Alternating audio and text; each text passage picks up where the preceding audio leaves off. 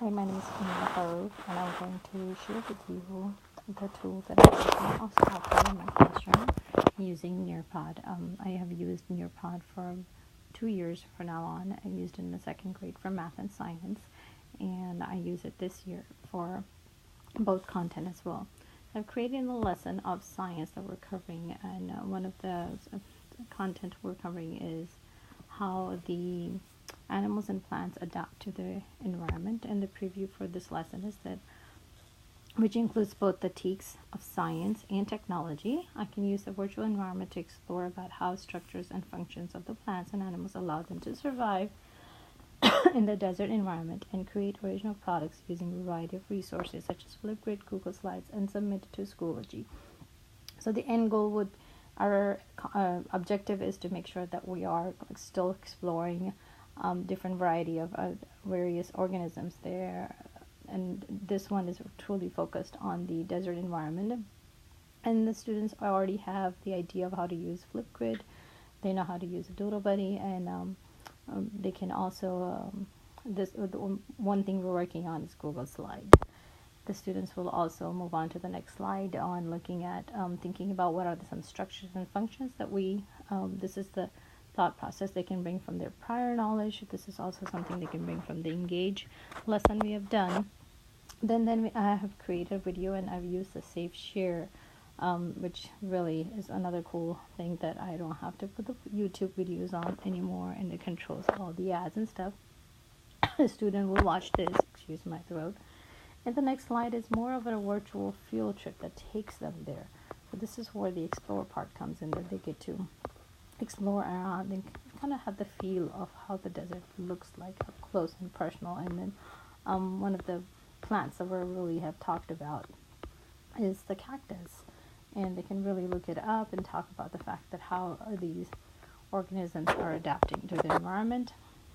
After that, one of the activities, so what do they notice about the environment, and there were the sentence stamps that will post up, and all the posted notes will come up, and we will continue and extend our discussion. Towards the end of it, they have to, this is something that I pulled up from STEMscope, excuse me for, and this is one of the CER, the STEMscope, and they will have to look at the picture and decide how this animal would be a better survival in which forest.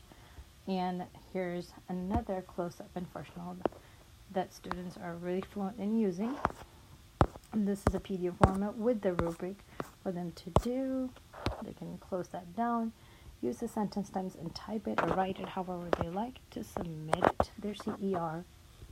And then this is the end of the lesson where it says that you have explored the virtual environment. Now you're going to use other resources, and the next step is them to go on to Schoology and follow the instructions on the science course. Again, this might not be the 1-day lesson, it might be a 2-day, and this could be an extension of homework as well. So we're going out to Schoology, so the students are expected to go to the courses and pull. And on our science lesson, we have the adaptation, and here are the two attachments. So I have put the BBC article up where students they can go directly into selecting an animal, researching it. It gives I thought it was a pretty cool site to look through, and the website or the quick link to the Flipgrid is there for them to record if they would like to create some sort of a hard copy. This is more of a open idea. This is more of a facilitation, and again, it integrates technology, and students are more comfortable using iPad or so, plus the laptop, so it can work on any device and it can work from home. I think I have covered it all, and look forward to meeting you and sharing with you much more of the technology we use